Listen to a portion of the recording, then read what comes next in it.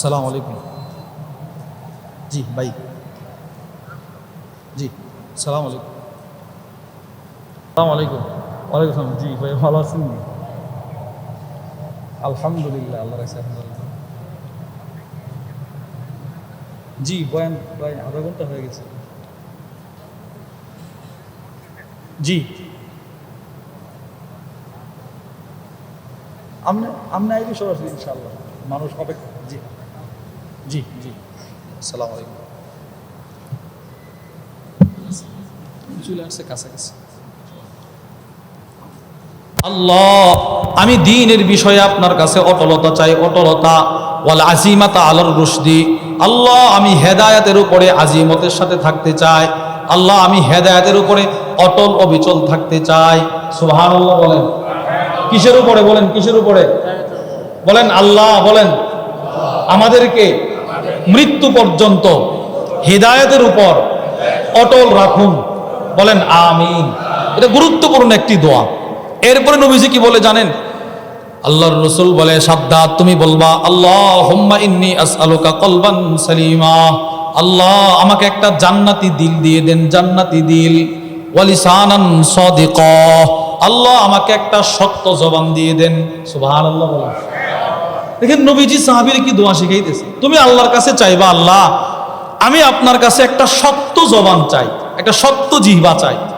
নবীজি তাহলে এক নাম্বার বলেন তো, ইমানের ফাউন্ডেশন কিসের উপর? সততার উপর। বলেন কিসের উপর? দুই, আমলের রূহ কি, জান কি? সততা। তিন, আল্লাহ তাআলা আদেশ করলেন কাদের সঙ্গী হওয়ার জন্য? সত্যবাদীদের। চার, রসুল বললেন কি? আল্লাহর কাছে একটা সত্য জিহ্বা চাওয়ার জন্য। পাঁচ, সমস্ত নবীদের সিফত ছিল, সমস্ত নবীরা ছিলেন সত্যবাদী। সুবহানাল্লাহ বলেন। বলেন সমস্ত নবী কি ছিল? সবাই বলেন সমস্ত নবী কি ছিল? সত্যবাদী। আল্লাহ কোরআনুল কারীমের মধ্যে বলেন, বিসমিল্লাহির রহমানির রহিম, ওয়াজকুর ফিল কিতাবি ইব্রাহিম ইন্নাহু কানা সিদ্দীকান নাবিয়্যা। সূরাত মারইয়ামের মধ্যে আল্লাহ বলেন, বর্ণনা করুন ইব্রাহিম আলাইহিস সালামের ঘটনা স্মরণ করুন। তিনি এমন একজন নবী ছিলেন যিনি ছিল সত্য জবানের অধিকারী। সুবহানাল্লাহ, সত্যনিষ্ঠ নবী ছিলেন। দুই, ওনার ছেলে ওয়াজকুর ফিল কিতাবি ইসমাঈল ইন্নাহু কানা সাদিকাল ওয়াদ। আল্লাহ তাআলা বলেন ইসমাঈল আলাইহিস সালাম ছিল সত্যনিষ্ঠ নবী, সত্যবাদী নবী। ওয়াজকুর ফিল কিতাবি ইদ্রিস ইন্নাহু কানা সিদ্দীকান নাবিয়্যা। ইদ্রিস আলাইহিস সালাম ছিল সত্য নবী। ইউসুফ আইয়ুহাস সিদ্দীক, ইউসুফ আলাইহিস সালাম ছিল সত্য নবী। সুবহানাল্লাহ বলেন। তাহলে এই আয়াতগুলো থেকে কি বুঝলেন? সব নবীরা কি ছিল? সত্যবাদী। তাহলে আমাদের নবীও কি ছিল? আমাদের রসুল যে সত্যবাদী, এটার সাক্ষী স্বয়ং আল্লাহ দিয়েছেন। আমাদের রসুল সত্যবাদী, স্বয়ং নবীজি নিজে সাক্ষী দিয়েছেন। আমাদের রসুল সত্যবাদী, সমস্ত সাহাবারা সাক্ষী দিয়েছেন। আমাদের রসুল সত্যবাদী, সমস্ত কাফেররা সাক্ষী দিয়েছে। সুবহানাল্লাহ বলেন। তাহলে চারটা কথা বলছি। নবীজি সত্যবাদী, সাক্ষী দিয়েছেন কে? রসুল সত্যবাদী, সাক্ষী দিয়েছেন নবী নিজে। রসুল সত্যবাদী, সাক্ষী দিয়েছেন সাহাবারা। রসুল সত্যবাদী, সাক্ষী দিয়েছে কাফেররা। আল্লাহ তাআলা সাক্ষী দিয়েছেন তার দৃষ্টান্ত। সূরাতুন নাজমের মধ্যে আল্লাহ বলেন, বিসমিল্লাহির রহমানির রহিম, ওয়ামা ইয়ানতিকু আনিল হাওয়া। রব্বুল আলামিন বলেন, না পৃথিবীর মানুষ নিজের খেয়াল খুশি অনুযায়ী কথা বলে, আর সেই কথাগুলো মিথ্যা হতে পারে। আমার রসুল তো নিজের মন মতো কোনো কথাই বলে নাই।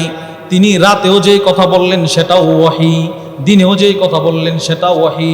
সুবহানাল্লাহ বলেন। বলেন রসুল যা বলেন তা কি? ওয়াহি। বলেন তা কি? সবাই বলেন তা কি? রসুল যখন যা বলেন সবগুলো কি? ওয়াহি। এই আয়াতের ব্যাখ্যা করতে গিয়ে মাওসুআতু নাদরাতিন নাঈম ফি মাকারিমি আখলাকির রাসূলিল কারীমের মধ্যে এসেছে, লাকাদ কানান নাবিয়্যু সাল্লাল্লাহু আলাইহি ওয়াসাল্লাম মাহফুজুল লিসান মিন তাহরিফিন ফি কওলিন ওয়াস্তিরসালিন ফি খাবার। ওই কিতাবের মধ্যে এসেছে আল্লাহর রাসূল নিজের 63 বছরের জিন্দেগিতে কোনো কথা বলতে গিয়ে আল্লাহ যা যা রাসূলকে জানাইছেন তাই বলছেন, নিজের থেকে একটা শব্দ বাড়ান নাই। সুবহানাল্লাহ। আরে আমরা একটা সংবাদ ছড়াইল দেখে আসছি, ব্রাহ্মণবাড়িয়া দেখে আসছি, বিশ্বরূপ মোড়ে দেখে আসছি, কোট্টাপাড়ার মোড়ে দেখে আসছি, আশা বলতে গিয়া নিজের থেকে কম বেশি হয় না বলেন? রসুলের এগুলো হয় নাই। যতটুক যেটা যদ্দূর সত্য রসুল ততটুক বর্ণনা করছেন। সুবহানাল্লাহ বলেন। তাহলে এই আয়াত থেকে আমরা বুঝলাম নবীজি কখনো মিথ্যা কথা সাক্ষী দিয়েছেন কে? দুই, স্বয়ং নবীজি সাক্ষী দিতেছেন। আবু দাউদ শরীফের বর্ণনা, ওয়ান আব্দুল্লাহ ইবনে আমর রাদিয়াল্লাহু তাআলা আনহুমা ক্বাল, আব্দুল্লাহ ইবনে আমর থেকে বর্ণিত, তিনি বলেন, কুনতু আকতুবু কুল্লা শাইইন আসমাউহু মির রাসূলিল্লাহি সাল্লাল্লাহু আলাইহি ওয়াসাল্লাম উরিদু হিফযাহু। আব্দুল্লাহ ইবনে আমর বলেন, আমি আল্লাহর রাসূলের কাছ থেকে যা শুনতাম সব লিখে ফেলতাম। সুবহানাল্লাহ বলেন। আমি নবীজির কাছ থেকে যা শুনতাম সব লিখে ফেলতাম। উরিদু হিফযাহু, মুখস্থ করার সুবিধার্থে। সুবহানাল্লাহ। ছাত্ররা ক্লাসে উস্তাদের পড়া লেখে, ছাত্র স্কুলে স্যারের কি লেখে? পড়া লিখে ফেলে। যারা বুদ্ধিমান, যারা চতুর চালাক, কেন এটা পরীক্ষার সময় কাজে লাগবে মুখস্থ করার জন্য। তো সাহাবী আব্দুল্লাহ ইবনে আমর বলেন, আমি আমার জীবনে রসুলের যত কথা শুনছি সব লিখে ফেলতাম। মহব্বতটা কেমন ছিল, কি পরিমাণ রসুলকে বিশ্বাস করতেন, সব লিখে ফেলছে। আচ্ছা, এবার আপনি বলেন, নবীজির সবগুলো কথা যিনি লিখছেন তিনি কি রসুলের পিছ ছাড়ছে কখনো? না, সব লিখছে, সব লিখছে। এবার কুরাইশ গোত্রের মানুষ এটা শুনছে। ফানাহাতনি কুরাইশ, সাহাবী আব্দুল্লাহ ইবনে আমর বলে, কুরাইশ গোত্রের সব মানুষ আমাকে নিষেধ করলেন, এই মিয়া নবীজির সব কথা লিখবা না। কেন? ওয়াকালু আতাকতুবু কুল্লা শাইইন তাসমাউহু ওয়া রাসূলুল্লাহি সাল্লাল্লাহু আলাইহি ওয়াসাল্লাম বাশার। কুরাইশ গোত্রের মানুষ সবাই এসে বলতে লাগলেন, হে আব্দুল্লাহ, তুমি রসুলের সব কথা কি লিখে ফেলো? বলে, হ্যাঁ। আরে কেন লেখো? নবীজি তো একজন সাধারণ মানুষ। ইয়াতাকাল্লামু ফিল গদবি ওয়ার রিদা, নবীজি কখনো রাগের হালতে কথা বলেন, রসুল কখনো আনন্দ চিত্রে কথা বলেন। আল্লাহর রসুল কখনো রাগের হালতে কথা বলেন, নবীজি কখনো আনন্দের সাথে কথা বলেন। মানুষের দুইটা অভ্যাস, দুইটা সিফত, হয়তো মানুষটা আনন্দে থাকে অথবা মানুষটা রাগে থাকে, রাগে মন ভালো থাকে না, মেজাজ খারাপ থাকে। সব কুরাইশ গোত্রের মানুষ আব্দুল্লাহকে বলতে লাগলেন, তুমি সব কথা লিখবা না। নবীজি রাগের হালতেও কথা বল, এটাও তুমি লেখো। নবীজি হাসা হাসা কথা বলে, ওইটাও তুমি লেখো, লেখার দরকার নাই। আব্দুল্লাহ ইবনে আমর ইবনুল আস চিন্তা করে, এরা তো কথাটা ঠিকই বলছে। ফাআমসাকতু আনিল কিতাব, তিনি আর কোনো কথা লেখেন না। এবার নবীজির সব কথা লেখা তিনি বন্ধ করে দিলেন, আর লেখেন না। এবার সাহাবী বলেন, ফাযাকারতু যালিকা লিরাসূলিল্লাহি সাল্লাল্লাহু আলাইহি ওয়াসাল্লাম, কয়েকদিন পর আমি নবীজির কাছে পড়া ঘটনা বর্ণনা করলাম।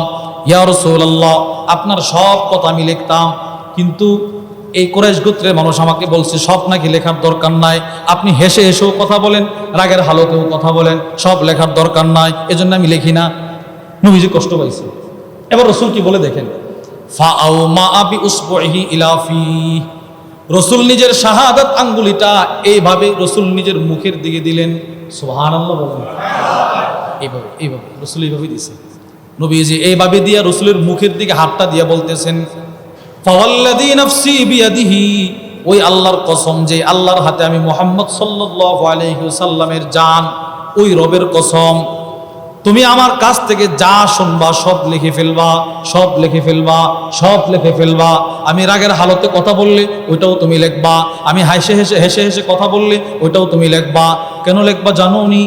মা ইয়াখরুজু মিনহু ইল্লা হাক্কুন, আমি রসুলের জবান দিয়ে যখন যে কথাটা বের হয় সবগুলো কথাই সত্য কথা।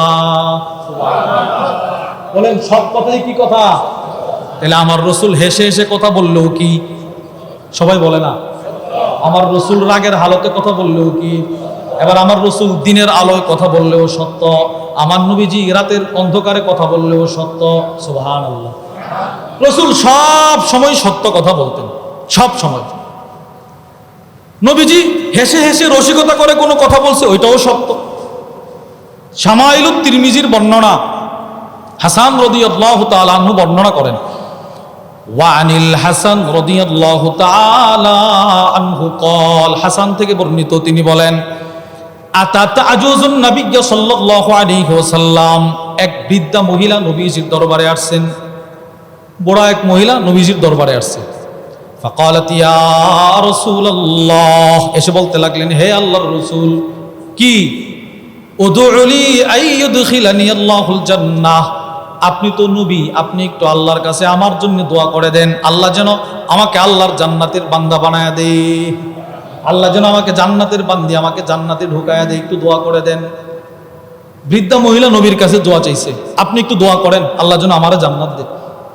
আল্লাহর রাসূল বলে ইন্নাল জান্নাতা লা ইয়াদখুলুহা আজুজ ইয়া উম্মা ফুলান, হে অমুকের মা শোনো, কোন বৃদ্ধা মহিলা জান্নাতে প্রবেশ করবে না। নবীজি একটু রসিকতা করে বলছেন, কোন বুড়া মহিলা জান্নাতে কি করবে না? প্রবেশ কর, বলেন না কি? কে কে? কোন বৃদ্ধা মহিলা, বুড়া মহিলা জান্নাতে প্রবেশ করবে না। এই মহিলা বুঝে নাই, সে কষ্ট পাইছে। সাহাবী বলে ফাওয়াল্লাতিল আজুজ তাবকি, মহিলাটা কাঁদতে কাঁদতে নবীজির দরবার থেকে একটা দৌড় দিয়ে চলে যায়। আল্লাহর রাসূল পরক্ষণে বলতে লাগলেন আখবিরুহা, ও সাহাবারা এই মহিলাকে সুসংবাদ দিয়ে দাও, আল জান্নাহ লা ইয়াদখুলুহা ওয়াহিয়া আজুজ, শোনো জান্নাত এমন একটা জায়গা, সেই জান্নাতে এই মহিলা বৃদ্ধা অবস্থায় প্রবেশ করবে না। সুবহানাল্লাহ। আরে সে বুঝে নাই আমার কথা, ওয়াহিয়া লা তাদখুলুহা আজুজ, সে জান্নাতে প্রবেশ করবে না বৃদ্ধা অবস্থায়। কেন তুমি জানো না? আল্লাহ বলছে ফাইন্নাল্লাহ তাআলা ইয়াকুল, স্বয়ং আল্লাহ বলছে ইন্না আনশানাহুন্না ইনশাআ ফাজআলনাহুন্না আবকারা, পৃথিবীর সমস্ত মুমিনা বৃদ্ধা নারীদেরকে আমি আল্লাহ তাআলা চিরকুমারী বানায়া জান্নাতে ঢুকাবো। কাকে? যে কখনো নামাজ ছাড়ে নাই, কাকে? যে কখনো ইবাদত ছাড়ে নাই, কাকে? যে কখনো পর্দার বিধান লঙ্ঘন করে নাই। ওই সমস্ত মহিলারা, এরা দুনিয়াতে নামাজ পড়তে পড়তে বৃদ্ধা হয়ে গেছে, পর্দার বিধান মানা অবস্থায় বৃদ্ধা হইছে, এদেরকে আমি আল্লাহ চিরকুমারী বানায়া জান্নাতে ঢুকাইয়া দেব, সমস্ত হুরদের সর্দারনি বানায়া দেব। সুবহানাল্লাহ। তাহলে আমরা পাইলাম নবীজি হেসে হেসেও কি সত্য কথা? রাসূল কি মিথ্যা কথা বলছে? না। 2 নম্বর দৃষ্টান্ত, এইগুলো আখিরাতের ক্ষেত্রে, দুনিয়ার ক্ষেত্রে নবীজি সত্য কথা বলতেন। ইমাম শামসুদ্দিন যাহাবী রহিমাহুল্লাহ তার বিখ্যাত কিতাব সিয়ার ও আ'লামিন নুবালার মধ্যে নিয়ে এসেছেন, হুজুর সাল্লাল্লাহু আলাইহি ওয়াসাল্লামের এক সাহাবী ছিলেন, খাদেম ছিলেন, নাম সাফিনা। বলেন কি নাম? সবাই বলেন, বলেন সাফিনা, বলেন, আবার বলেন। সাফিনা শব্দের অর্থ হলো নৌকা, নৌকা, জাহাজ। কোন দূর? আসসালামু আলাইকুম। জি ভাই, কোন দূর আছেন? আচ্ছা আচ্ছা, দ্রুত ইনশাআল্লাহ। জি, সাফিনা শব্দের অর্থ হলো নৌকা। বলেন সাফিনা শব্দের অর্থ কি? নৌকা। কোন ধরনের নৌকা? নৌকা তো বিভিন্ন ধরনের আছে। একটা হচ্ছে শুধু মানুষ পারাপার করে, ডেঙ্গি নৌকা, ছোট কোষায় নৌকা। আর একটা হচ্ছে বড় নৌকা, জাহাজ, স্টিমার। এই শব্দটির ব্যাখ্যা করতে মুআজামুল গনির মধ্যে অর্থ লেখা হয়েছে মারকাবুন বাহরিয়ুন লিনাকলিল মুসাফিরিন ওয়াল বাদাই, এমন নৌকাকে সাফিনা বলে যে নৌকা মানুষ সহ মালামাল সহ এক পার থেকে আরেক পারে নিয়ে যায়। এর মানে ছোট নৌকা না বড় নৌকা? বড় নৌকা। তো রাসূলের একজন খাদিম ছিল, নাম সাফিনা। তো সাফিনা শব্দের অর্থ যেন কি? নৌকা। আপনি বলেন নৌকা কি কোনো মানুষের নাম হতে পারে? মনে করেন একজনের নাম সিএনজি, এটা কি কোনো নাম হতে পারে? ট্রাক কোনো নাম হতে পারে? ট্যাক্সি কোনো নাম হতে পারে? না। তো আরবরা তো এদের শব্দ দেখেই বুঝে ফেলছে এটা কোনো নাম হতে পারে না। তো সাঈদ ইবনে জুমহান তিনি সাফিনাকে প্রশ্ন করলেন, ওয়া আন সাঈদ ইবনে জুমহান قال, হযরত সাঈদ ইবনে জুমহান সাফিনাকে বলে, সালতু সাফিনা আন ইসমিহি, আমি সাফিনাকে প্রশ্ন করলাম, ভাই সাফিনা তো কোনো মানুষের নাম হতে পারে না, সাফিনা অর্থ হলো নৌকা, আপনার নাম সাফিনা কেন? মনে করেন একজনের নাম সিএনজি, আমি বললাম ভাই এটাই নাম কে রাখছে আপনার? সিএনজি তো কোনো মানুষের নাম হতে পারে না। তো ওই রকম তাবি সাহাবীরে প্রশ্ন করতেছে, ভাই সাফিনা তো কোনো মানুষের নাম হতে পারে না, নৌকা কোনো মানুষের নাম হতে পারে না, আপনার এই নামটা রাখছে কে? তো সাহাবী জবাব দেয়, ওসাম্মানি রাসূলুল্লাহ সাল্লাল্লাহু আলাইহি ওয়াসাল্লাম, আমার এই নাম সাফিনা নামটা রেখেছেন স্বয়ং নবীজি। সুবহানাল্লাহ, নবীজি আমার নাম রাখছে, নবীজি। সাহাবী আশ্চর্য হয়ে গেছে। তাবি আশ্চর্য হয়ে বলেন, লিমা সাম্মাকা সাফিনা, রাসূল তোমার নাম সাফিনা কেন রাখলো? এবার সাহাবী বলেন, শুনেন মূল ঘটনা। খরাজ রাসূলুল্লাহ সাল্লাল্লাহু আলাইহি ওয়াসাল্লাম ওয়া মাআহু আসহাবু। একদিনের ঘটনা, রাসূলুল্লাহ সাল্লাল্লাহু আলাইহি ওয়াসাল্লাম একদিন কোনো একটা সফরে বের হয়েছে, সফরে সাথে সাহাবাদের এক জামাত। ফাসাকুল আলাইহিম মাতাউহুম, সাহাবাদের জামাত, প্রত্যেক সাহাবীর মালামাল আছে, মালামাল, সিট আছে, বেডিং আছে, সাথে থাকার জন্য জরুরি কাগজপত্র, কাপড় চোপড় আছে, ব্যাগ আছে, ব্যাগ। আরে তবলিগে গেলে, 3 দিনের তবলিগে গেলে আমরা সাথে ব্যাগপত্র নেই না আমরা? আপনি 10 দিনের সফরে যাবেন ঢাকা, সাথে একটা ব্যাগ থাকবে না? থাকবে না। তো সাহাবারা এক সফরে বের হয়েছে, প্রত্যেকের সাথেই ব্যাগ আছে, কিন্তু প্রত্যেকের ব্যাগের মালামাল ছিল বেশি, প্রত্যেকের জন্য ভারী হয়ে গেছে। যেই যার ব্যাগ উপরে উঠাইতেছে, বড় ভারী, বড় ভারী, বড় ভারী। সাহাবী বলতেছে ফাসাকুল আলাইহিম মাতাউহুম, সব সাহাবাদের মালামাল তাদের কাছে ভারী হয়ে গেল, ভারী, প্রত্যেকের ব্যাগ তার কাছে ভারী, বড় কষ্ট হচ্ছে। নবীজি দৃশ্যটা দেখছে। নবীজি এবার দেখে কি বলে জানেন? আল্লাহর রসুল বলে, এই সাফিনা তুমি দিকে আসো। নবীজির খাদেম রসুল বললেন, উবসুত কিসাক, সাফিনা তুমি তোমার চাদরটা একটু বিছিয়ে দাও। সুবহানাল্লাহ। রসুল বলতেছে, সাফিনা তুমি তোমার চাদরটা একটু বিছায়া দাও। বড় এক চাদর ছিল না, চাদরটা বিছাইয়া দিছে। ফাজালু ফীহি মাতাআহুম, সব সাহাবারা এদের মালামালগুলো তার চাদরের মধ্যে রেখে দিলেন। সবার মালামাল রাখছে চাদরে। এবার আল্লাহর রসুল বললেন, সবগুলো মালামাল চাদর দ্বারা বাঁধো, বেঁধে সাফিনার কাঁধে দিয়ে দাও। সুবহানাল্লাহ। যেই মালামালগুলো প্রত্যেক সাহাবী নিজেরা বহন করা কষ্ট, নবীজি সবগুলোর একটা চাদরে বেঁধে এই সাহাবীর কাঁধে দিবার জন্য বলতেছে। সেও স্বতঃস্ফূর্ত ভাবে, জি দেন ইয়া রাসূলুল্লাহ, আমি প্রস্তুত আছি। এবার নবীজি তার কাঁধে দিছে, দিয়ে বলে, ইহমিল ফাইন্নামা আনতা সাফিনা, এ সাফিনা তুমি এটা বহন করো, কারণ তুমি হলো একটা জাহাজ। নবীজি এই কথাটা বলছে। বলার পরে সাফিনা এবার কি বলে দেখেন, রসুল কিন্তু বলছে রসিকতা করে। আমরা অনেক সময় বলি, বাবা হের শরীরে আলীর শক্তি, মানে আলী রাদিয়াল্লাহু তাআলার শক্তি খুব বেশি ছিল। তো আমরা অনেক সময় কি বলি যে মাশাআল্লাহ, 2 মনের একটা বোঝাটা সে মাথায় নিতে পারছে, অনেক শক্তি আছে মাশাআল্লাহ। তো হুজুর সাল্লাল্লাহু আলাইহি সাল্লাম বললেন, এই তুমি এটা বহন করো, তুমি তো একটা জিন্দা নৌকা, জাহাজ। সাফিনা বললেন, সকলের মালামাল আমি বহন করছি। আল্লাহর কসম, নবীজি বলছে তো, ফালাউ হামালতু ইয়াউমাইদিন বিকরা বাঈরিন আও বাঈরাইন আও সালাসা আও আরবা আও খামসা আও সিত্তা আও সাবআ, আল্লাহর কসম, ওই দিন যদি একটা উট যেই পরিমাণ মাল বহন করতে পারে, না না 2টা উট যেই পরিমাণ মাল বহন করতে পারে, আরে রাখো 2টা উট, 3টা উট যেই পরিমাণ মাল বহন করতে পারে, না 4টি উট যেই পরিমাণ মালামাল বহন করতে পারে, 5টি উট যেই পরিমাণ মালামাল বহন করতে পারে, 6টি উট যেই পরিমাণ মালামাল বহন করতে পারে, রাখো তোমার 6টি। সাফিনা বলে, আল্লাহর কসম 7টা উট যেই পরিমাণ মালামাল তার কাঁধে, তার পিঠে বহন করতে পারত, ওই পরিমাণ মালামাল যদি ওই দিন আমার কাঁধে দেওয়া হতো, রসুল যে আমাকে সাফিনা বলছে, আল্লাহ পাক রসুলের মুজিজা প্রকাশ করতে গিয়া আমার শরীরে 7 উটের শক্তি দিয়ে দিয়েছে। কি পরিমাণ নবীজি সত্যবাদী ছিলেন। এবার দেখেন, একটা উট, একটা মোটামুটি ভালো উট, এটা সর্বনিম্ন 200 কেজি মালামাল বহন করতে পারে। বলেন কয়শো কেজি? এর মানে কয় মন? 5 মন না? 40 কেজি কত? 1 মন না? তাহলে 200 কেজি কত? আচ্ছা এবার আপনি বলেন, একটা উট সর্বনিম্ন 200 কেজি, সর্বোচ্চ 450 থেকে 500 কেজি। সুবহানাল্লাহ বলেন। এই জন্য উটকে বলা হয় মরুভূমির জাহাজ, মরুভূমির জাহাজ। এবার আপনি হিসাব করেন, 7টা উট যদি 200 কেজি করে বহন করে, তাহলে 1400 কেজি।